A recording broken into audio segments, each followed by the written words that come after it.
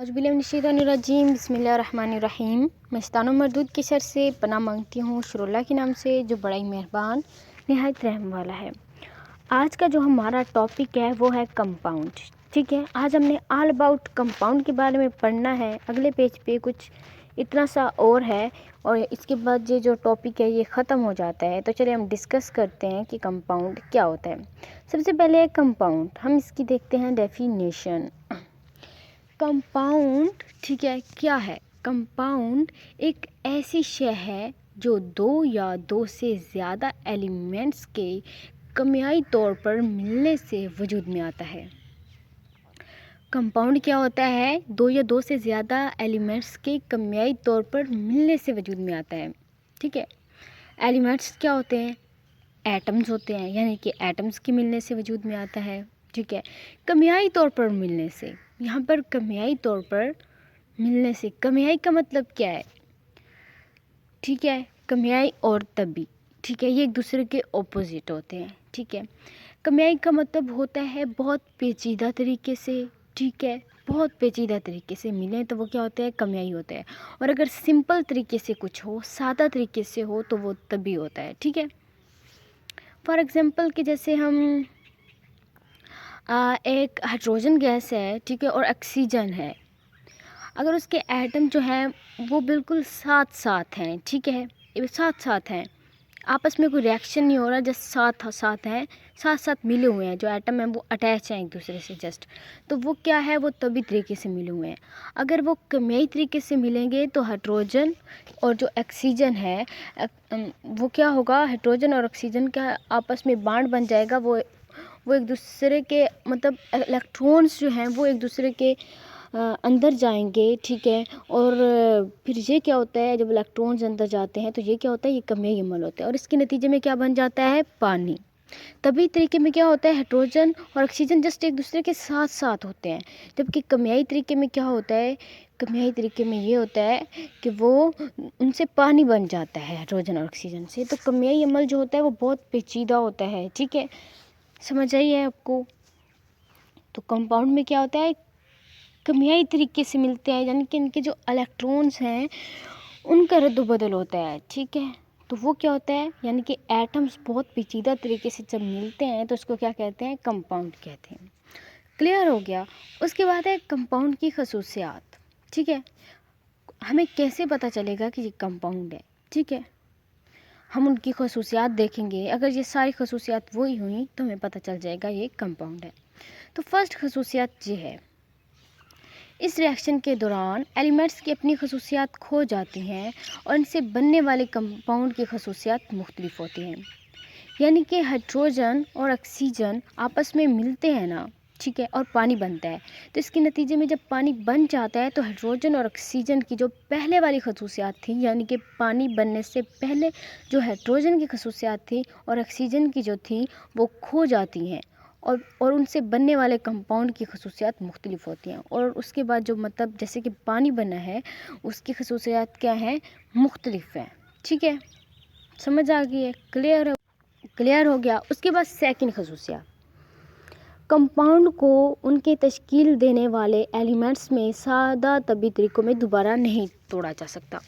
तभी तरीके कौन से होते हैं? आसान तरीके। ठीक है, तो कंपाउंड को उनके तश्कील देने वाले एलिमेंट्स में तभी तरीक़ों में नहीं तोड़ा जा सकता, जिसका मतलब ये है कि अभी हम नीचे एग्जांपल से देख लेते हैं।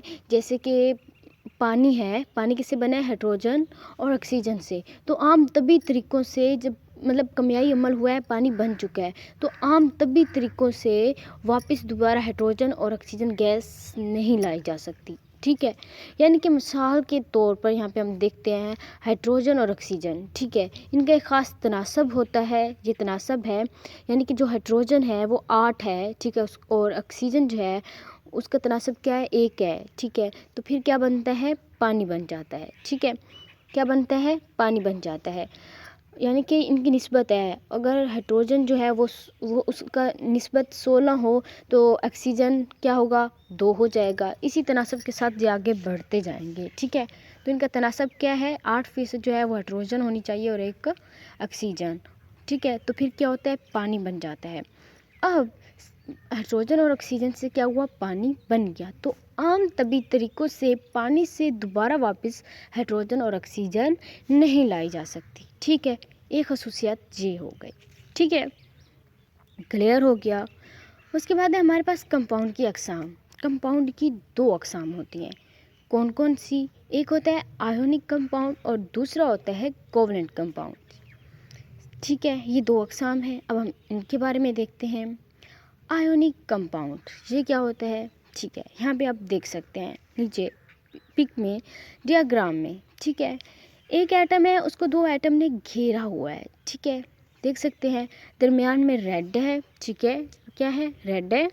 दरमियान में रेड है तो उसके आसपास जो है वो ग्रीन है। ठीक है, यानी कि हर एटम को 2 जो है एटम ने घेरा हुआ है। ठीक है, इस तरह इसका मतलब क्या है कि एक चार्ज को, ठीक है, उसको 2 चार्ज ने घेरा होता है। यानी कि दरमियान में अगर आप पॉजिटिव फ़र्ज़ कर ले तो आसपास दोनों चार्ज क्या हैं? नेगेटिव के हैं। यहाँ पे आप देखें तो दरमियान में है वो ग्रीन है, आसपास जो है वो क्या है? वो रेड है। यानी कि आसपास वाले जो रेड है, अगर आप मनफी फ़र्ज़ कर लें कि वो मनफी के एटम है, मनफी चार्ज है उन पे, नेगेटिव चार्ज है, तो दरमियान वाले पे क्या है? पॉजिटिव है। इसी तरह आप ऊपर वाले देखें तो ऊपर वाला इसके ऑपोजिट है, यानी कि दरमियान में क्या है? मनफी चार्ज है और आसपास क्या है? पॉजिटिव है। तो आयनिक बांड में क्या होता है कि जो एक एटम होता है उसको उसके मुखालिफ चार्ज वाले जो एटम होते हैं उन्होंने घेरा होता है। ठीक है, एक एटम होता है, उसके मुखालिफ चार्ज वाले एटम ने उनको घेरा होता है। ठीक है, मुखालिफ चार्ज वाले एटम में वो घिरा होता है। ठीक है, वो कहीं आ जा नहीं सकता क्योंकि आसपास जो है वो उसको एटम इतने ज़ोर से अट्रैक्ट कर रहे होते हैं, उनको इतने कशिश कर रहे होते हैं, अपनी तरफ खींच रहे होते हैं, जिसकी वजह से वो कहीं जा नहीं सकता, आज़ाद नहीं होता। ठीक है, तो इसको क्या कहते हैं? जब एटम को उसके मुखालिफ चार्ज वाले एटम ने घिरा होता है तो इसको क्या कहते हैं? Ionic compound. क्योंकि ये एक दूसरे के मुखालिफ और मुस्बित और मनफी चार्ज, यानी कि पॉजिटिव और नेगेटिव चार्ज होता है, तो ये एक दूसरे को अट्रैक्ट कर रहे होते हैं, तो बहुत ताकत से आपस में जुड़े होते हैं। इनको अलहदा करना बहुत मुश्किल होता है। इसी वजह से इनके मेल्टिंग और बॉइलिंग पॉइंट ज़्यादा होते हैं। जैसे कि आपको पता है पानी है, उसके एटम थोड़े दूर दूर होते हैं, उनको गर्म करना आसान होता है। लोहे के एटम एक दूसरे को ज़्यादा अट्रैक्ट कर रहे होते हैं, उनको पिघलाना बहुत मुश्किल होता है।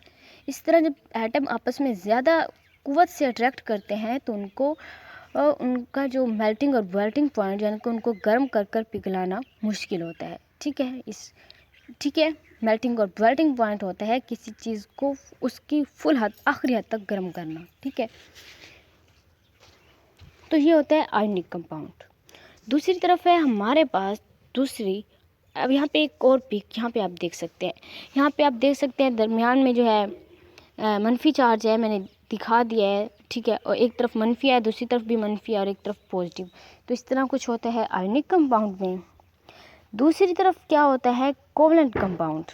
कोवलेंट कंपाउंड में अब क्या होता है? ठीक है, हम देखते हैं। कोवलेंट कंपाउंड में कुछ इस तरह से होता है कि एटम होते हैं वो एक दूसरे के साथ जुड़े होते हैं। ठीक है, और कोवलेंट बॉन्ड बना रहे होते हैं। ठीक है, आप देख सकते हैं एटम जो एक दूसरे से जुड़े हुए हैं, वहाँ पे थे वो साथ साथ थे बट इस तरह से जुड़े हुए नहीं थे। तो कोवलेंट कंपाउंड में क्या होता है? एटम इस तरह से जुड़े हुए होते हैं, आप देख सकते हैं यहाँ पे। ठीक है, इनमें क्या होता है? इनमें एक एटम जो होता है वो हकीकी नुमाइंदा होता है।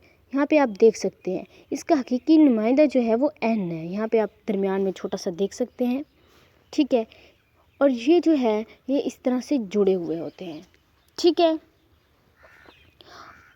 आपको अच्छे से समझ आ गया होगा। तो यहाँ पे ये क्या कर रहे होते हैं? ये यहाँ पर आयनिक बॉन्ड बना रहे होते हैं, सॉरी कोवलेंट बॉन्ड बना रहे होते हैं। ठीक है, और दूसरा जो था उधर आयोनिक कंपाउंड में आयनिक बॉन्ड बन रहा होता है।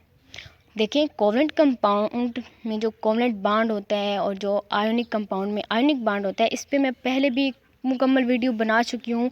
अब मैं बार बार नहीं बता सकती, बिल्कुल तशरीह करके। एक मैंने बहुत अच्छी सी वीडियो जो है वो मैंने एटम्स के ऊपर बनाई है और वो मैंने पोस्ट की है, उसका लिंक मैंने डिस्क्रिप्शन में दे दिया है। अब वहाँ से जाकर वीडियो देख सकते हैं और अच्छे से फिर आपको मज़ीद सारे सबक, सब लेसन, अच्छे से लेक्चर भी समझ आएंगे। क्योंकि केमिस्ट्री बेसिकली क्या है? वो है ही एटम्स। एटम, तो सबसे पहले हमें पता होना चाहिए कि एटम क्या है। मैंने 2 वीडियो पोस्ट किए हैं, 15-15 मिनट की हैं, सिर्फ आधा घंटे आपको मुकम्मल तौर पर एटम के बारे में पता चल जाएगा, आप देख लीजिएगा, ठीक है। तो यहाँ पे कुछ इस तरह से क्या बना रहे होते हैं, कोवलेंट बॉन्ड। तो आप जाएं और वो वीडियो देख कर आएँ कि कोवलेंट बॉन्ड क्या होता है, ठीक है। तो इस तरह से कोवलेंट बॉन्ड बना रहे होते हैं।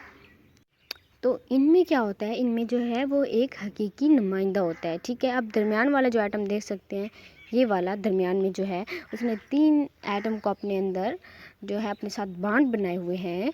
तो ये होता है कोवलेंट कंपाउंड, ठीक है, ठीक है। यहाँ पे मैं आपको एक और बात बताती चली जाऊँ कि जो आयनिक बॉन्ड होते हैं, यानी कि जो आयनिक कंपाउंड है, अभी देख लेते हैं यहाँ।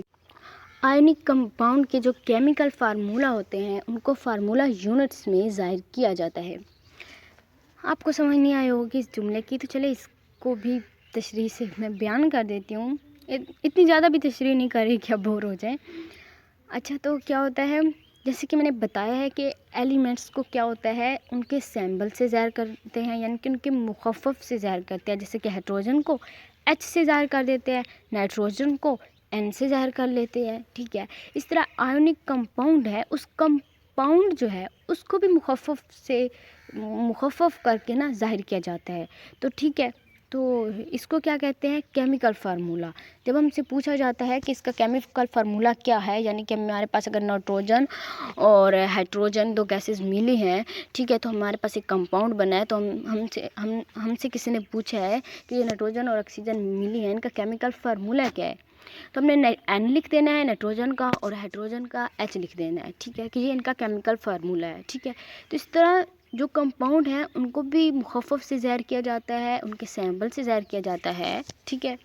तो वो जो मुखफ़फ़, वो जो सैम्बल होता है उसको केमिकल फार्मूला कहते हैं, ठीक है। क्या कहते हैं, केमिकल फार्मूला कहते हैं। तो यहाँ पे मैंने बात क्या की थी कि केमिकल फार्मूला को फार्मूला यूनिट्स में ज़ाहिर किया जाता है। बुक में कुछ ऐसे लिखा हुआ है कि फार्मूला यूनिट्स में ज़ाहिर किया जाता है। फार्मूला यूनिट में क्या होता है, फार्मूला यूनिट होता है, जैसे कि मैंने बताया है कि नाइट्रोजन और हाइड्रोजन है, हमारे पास ये नहीं पता कि नाइट्रोजन के कितने हैं। फॉर एग्जांपल हमारे पास नाइट्रोजन के 50 हैं, हाइड्रोजन है उसके हमारे पास कितने हैं, 50 हैं, ठीक है, 50-50 हैं, सारे एक एक करके मिले हुए हैं, नाइट्रोजन एक हाइड्रोजन एक नाइट्रोजन एक हाइड्रोजन, ठीक है, और कुल वो भी 50 हैं, वो भी 50 हैं। अगर हम इस तरह लिखते हैं कि नाइट्रोजन भी 50 है, हाइड्रोजन भी 50 है, तो वो उसका केमिकल फार्मूला होगा। अगर हम ऐसे डायरेक्ट लिख देते हैं कि एक नाइट्रोजन है और एक हाइड्रोजन है, तो वो उसका क्या होता है, वो होता है फार्मूला यूनिट, ठीक है, जिसमें तादाद नहीं बताई होती, जस्ट वो उनकी मतलब निस्बत बताई होती है कि कैसे कैसे मिले हैं, ठीक है। अगर ऐसे होता कि नाइट्रोजन के 2 होते, ठीक है, और हाइड्रोजन का 1 होता, और इसी तरह से हमारे पास बहुत सारे मॉलिक्यूल होते, तो हमने उनको ज़ाहिर करना था। जैसे कि पानी है, पानी में क्या होता है, H2 हो और H2 और ऑक्सीजन 1 हो, यानी कि हाइड्रोजन के 2 हों और ऑक्सीजन का 1 हो, तो क्या होता है, पानी बनता है, ठीक है, क्या होता है, पानी बनता है। तो अब क्या है, हमारे पास बहुत सारे हाइड्रोजन के हैं, बहुत सारे ऑक्सीजन के हैं, तो हमने जो पानी बनता है, यानी कि तो हमारे पास जितने भी हाइड्रोजन होंगे, जितने भी ऑक्सीजन होंगे, तो उनमें क्या होगा कि 2 हाइड्रोजन और 1 ऑक्सीजन आपस में मिलते जाएंगे और पानी बनता जाएगा। ऐसा नहीं होगा कभी भी कि 3 हाइड्रोजन मिल जाए और एक ऑक्सीजन मिल जाए, ठीक है, पानी नहीं बनेगा। पानी कब बनेगा, जब 2 हाइड्रोजन और 1 ऑक्सीजन मिले। तो जितने भी हाइड्रोजन एटम होंगे, हमने क्या करना है, 2-2 हाइड्रोजन करते जाएंगे और 1-1 ऑक्सीजन और पानी बनता जाएगा। अब हमारे पास पानी है, उसमें कितने हाइड्रोजन के हैं और कितने ऑक्सीजन के हैं एटम, अनलिमिटेड, हम गिन भी नहीं सकते। लेकिन ख़ास उनमें निस्बत क्या है कि हाइड्रोजन के 2 हैं और ऑक्सीजन का 1 है, वो आपस में मिले तो पानी बनता है। ये इनकी ख़ास निस्बत है। तो ये क्या होता है, ये होता है फार्मूला यूनिट, ठीक है। फार्मूला यूनिट क्या होता है, एटम की असल मतलब तादाद नहीं बताई जाती, मेन बताया जाता है कि कितने एटम जो हैं वो मिलें तो ये चीज़ बन जाती है। सारा नहीं बताया जाता कि ये सारे समुंदर में कितने हैं, ये पूरे गिलास के पानी में कितने हैं, जस्ट उसकी जो मेन चीज़ है ना कि इतने एटम मिले तो ये चीज़ बन जाती है, वो होता है फार्मूला यूनिट, ठीक है। जबकि केमिकल फार्मूला क्या होता है, जब सारी की सारी तादाद बताई जाए। तो यहाँ की क्या होता है, इनकी केमिकल की जो तादाद होती है वो फार्मूला यूनिट्स में लिखी जाती है, ठीक है। और जो कोवलेंट कंपाउंड है, ठीक है, इनकी जो तादाद है, इनका जो सैम्बल्स हैं कंपाउंड के, इनका जो केमिकल फार्मूला होता है वो मॉलिक्यूलर शक्ल में लिखा जाता है। क्या होता है? मॉलिक्यूलर शक्ल में लिखा जाता है। असल में जो आयोनिक कंपाउंड होता है उसमें क्या होता है, आयोनिक बांड बनता है, ठीक है। आयोनिक बांड बनने की वजह से मॉलिक्यूल नहीं बनता, जबकि यहाँ क्या होता है, यहाँ पे कोवलेंट कंपाउंड में कोवलेंट बांड होता है और कोवलेंट बांड की वजह से मॉलिक्यूल बन जाता है, ठीक है। क्या होता है? मॉलिक्यूल बन जाता है। तो क्योंकि यहाँ पे मॉलिक्यूल जो है वो बन रहे हैं, तो इस वजह से यहाँ पे इसको क्या क्या देते हैं, इसको क्या देते हैं, मॉलिक्यूलर फार्मूला। बात वही है, मॉलिक्यूलर फार्मूला भी यही बताता है कि एटम्स की किस निस्बत से मिले हैं, क्या तनासब है, किस तरीके से मिले हैं, ठीक है। मॉलिक्यूल भी यही बताता है। अच्छा, मैं आपको एक और बात बताती हूँ कि कंपाउंड और मॉलिक्यूल में क्या फ़र्क होता है, ठीक है। मॉलिक्यूल होता है जब, यानी कि दो एटम में कोवलेंट कंपाउंड बनता है, कोवलेंट बांड बनता है, सॉरी, तो उसके नतीजे में क्या होता है, कोवलेंट कंपाउंड बनता है, ठीक है। जब आयोनिक बांड बनता है, ठीक है, आयोनिक बांड यानी कि एटम, एक एटम से मुकम्मल तौर पर दूसरे एटम में इलेक्ट्रॉन जाते हैं, यानी कि एक एटम से इलेक्ट्रॉन मुकम्मल तौर पर जब दूसरे एटम में जाते हैं तो वो क्या होता है, आयोनिक बांड बनता है और उसके नतीजे में आयोनिक कंपाउंड बनता है। जबकि कोवलेंट कंपाउंड में क्या होता है, कोवलेंट कंपाउंड में एक एटम के जो इलेक्ट्रॉन है वो दूसरे एटम के साथ बांड पेयर यानी कि कोवलेंट बांड बनाते हैं, ठीक है। और जब कोवलेंट बांड जब बने तो उसको क्या कहते हैं, मॉलिक्यूल कहते हैं। कोवलेंट बांड के नतीजे में बनने वाले प्रोडक्ट को मॉलिक्यूल कहते हैं और आयोनिक बांड के नतीजे में बनने वाले एटम को, सॉरी, प्रोडक्ट को क्या कहते हैं, आयोनिक कंपाउंड कहते हैं। आपको उम्मीद है अच्छे से समझ आ गई होगी, और अगर आपको कुछ नहीं भी समझ आया तो आप पहले जो मैंने वीडियो पोस्ट किया है उसको अच्छे से देखिए। आयनिक बांड क्या होता है, कोवलेंट कंपाउंड क्या होता है, बांड क्या होता है, बांड क्यों होते हैं, सारे जवाब उसमें हैं। अगर आप वो एक बार देखें फिर आकर इस वीडियो को देखें तो आपको सब कुछ क्लियर हो जाएगा, ठीक है। थैंक यू सो मच बच्चों, अल्लाह हाफिज़।